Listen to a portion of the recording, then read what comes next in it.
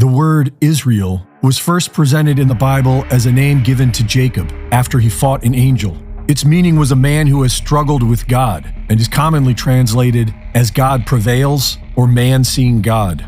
Many have argued that the word Israel in the Bible does not refer to a place, but rather a believer or a group of believers in God. Others believe the land known as Palestine was where the biblical state of Israel once stood. And in the 17th century, Sabbatai Zevi was the first Jew to try and resettle there. Sabbatai Zevi claimed to be the Messiah and amassed a large Jewish following that engaged in ritual sex orgies and the defilement of God's law. In the spring of 1666, they were planning to be the first Jewish settlement in Palestine. But things changed when Sabbatai was arrested and thrown in jail. His radical movement continued with the Frankism movement, and Zionism became more political. Although they claimed to be secular, the Zionists flooded the temples with prayers for a return to Zion and a restoration of the Jewish state. But the rabbis rejected them. In 1885, the rabbis wrote that we consider ourselves no longer a nation, but a religious community, and we therefore expect neither a return to Palestine nor a sacrificial worship under the sons of Aaron, nor the restoration of any of the laws. While the rabbis offered no support, the Zionists garnered the support of the British Crown as early as 1841, and they were funded by the Rothschild banking dynasty, otherwise known as the Bank of England, so the Crown was likely involved from the start. In 1897, the political intent to recreate the State of Israel was made official to the public, and in 1917, under the British government's Balfour Declaration, British troops seized control of Palestine on behalf of the Zionists. In 1922, the League of Nations adopted the declaration, and in 1947, the United Nations granted parts of Palestine to the Zionists. Between 1947 and 1949, Palestinians were made refugees and kicked out of the homes of their ancestors. Hundreds of villages were destroyed, and thousands of Palestinians were murdered in a series of massacres known as the Nakba.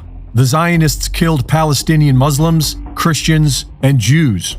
The Zionists claimed to be non-religious, but they were mostly Ashkenazi Jews. The Ashkenazi can be traced back to the Khazars, the progenitors of Rabbinic Judaism. The Khazar Khaganate was a major empire in what is now Ukraine, Georgia, Armenia, Azerbaijan, and parts of Russia, Turkey, and Iran. It was ruled by the Khazars, but made up of several diverse nomadic tribes. In the year 740, the Khazars mass converted to Judaism. Synagogues and schools were built, and Rabbinic Judaism was born. The original Jerusalem Talmud was replaced by the recently codified Babylonian Talmud, which was based on Babylonian philosophy and became the mainstream thanks to the Khazars and the Zionists.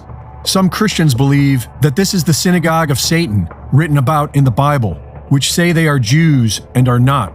And many other Christians have become Zionists themselves.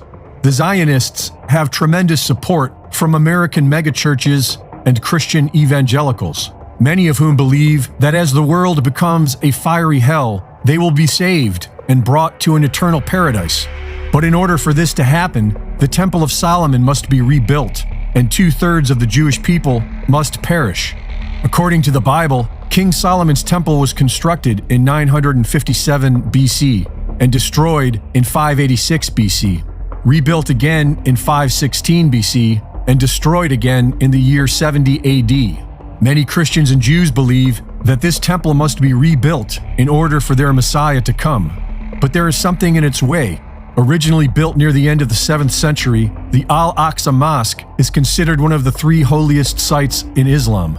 Islam teaches that this is where the Prophet Muhammad ascended to heaven. The Temple Mount has been occupied by Israel ever since the Six-Day War of 1967, and now it looks like they are ready to complete their mission. This is the holy war that sane people have feared and zealots have prayed for. They want you to pick a side and kill each other. But we can always choose peace and learn to love our neighbors.